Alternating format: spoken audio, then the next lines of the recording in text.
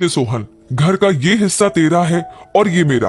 और हाँ, आंगन के बीच में यहाँ दीवार बन जाएगी। ये रोज रोज का झगड़ा अब मुझसे बर्दाश्त नहीं होता। रसोई में और घर में जो भी सामान है वो भी आधा आधा बांट लेंगे। कल को कोई ये ना कहे कि बड़े भाई ने छोटे भाई के साथ धोखा कर दिया। रहने दो भैया, तंग तो मैं हो गया हूँ। छोटा हूँ इसलिए सबके ताने मुझे ही सुनने पड़ते हैं। इस समस्या का हल अब बंटवारा ही है। आज मुरारी और सोहन दोनों भाइयों के बीच बंटवारा हो रहा था। दोनों भाइयों के परिवार में कभी काम धंधे, कभी घर खर्च तो कभी बच्चों को लेकर के झगड़ा होता रहता था। धीरे धीरे हालात ये हो गए थे कि दोनों परिवार एक दूसरे को देखकर मुंह फेर लेते थे। उनके पिता की मृत्यु को 10 साल हो चुके थे और उनकी मां सुभद्रा जी की कोई नहीं सुनता था। वो किसी सामान की तरह ही बस एक कोने में बैठी रहती थी। दोनों बहुओं में से जिसका मन करता वो 2 वक्त का खाना डाल देती थी, नहीं तो जिस दिन घर में झगड़ा होता था उन्हें तो उपवास ही रखना पड़ता था। घर का सारा सामान आज आंगन के बीचों बीच इकट्ठा कर दिया गया था, जिस पर दोनों बहुएं अपनी तीखी नजरें गड़ाए हुए थी। दोनों भाई भी इसी फिराक में थे कि कहीं दूसरे के पास जमीन का एक टुकड़ा ज्यादा ना रह जाए। सुभद्रा जी चुपचाप किसी मूरत सी खड़ी ये बंटवारे का तमाशा देख रही थी। एक एक बर्तनों का भी दोनों घरों में बंटवारा हो गया था। इतनी ज्यादा संपत्ति तो थी नहीं, फिर भी जो कुछ था उसमें से कुछ भी किसी एक के पास ज्यादा रहे ये दूसरे को बर्दाश्त नहीं था। सारा सामान बट चुका था।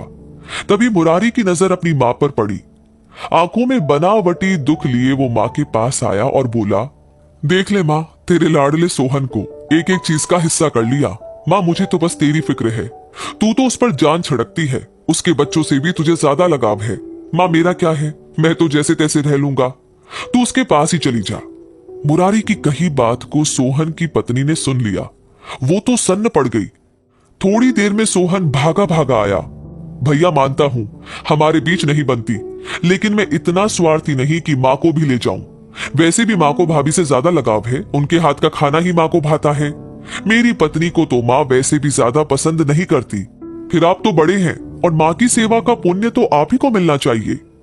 मां अपने कपड़ों की गठरी लिए खड़ी थी और दोनों भाई मां की चिंता में ऐसे बहस कर रहे थे जैसे उन्हें मां के सुख दुख की कितनी चिंता हो। जहां घर के एक एक सामान को उन्होंने थोड़ी देर में ही बांट लिया, वहीं अब मां का बंटवारा बेचारे कैसे करते। आखिर दोनों को मां की फिक्र जो थी, उनकी इस फिक्र को सुभद्रा जी शायद समझ गई थी।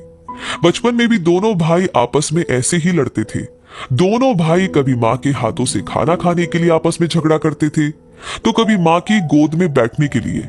आज मां के पास मैं सोऊंगा, सोहन मां का आंचल खींचते हुए कहता, नहीं, मां मेरे पास सोएगी। मां, तुम सोहन को ज्यादा प्यार करती हो, मुझे नहीं। सोहन की इस बात पर मुरारी अक्सर ऐसा बोलता था। आज भी बोल तो वैसे ही रहा था, लेकिन मां का साथ पाने के लिए नहीं, बल्कि उनसे पीछा छुड़ाने के लिए। इसलिए सुभद्रा जी ने अपनी गठरी उठाई और वृद्धा आश्रम का रास्ता पकड़ लिया। आखिर एक मां अपने बच्चों को कब तक अपने लिए झगड़ता देख सकती थी। अब ना तो किसी को उनकी जरूरत थी और ना चिंता करने की वजह। दोनों बेटों में से किसी ने भी उन्हें रोकने की कोशिश नहीं की।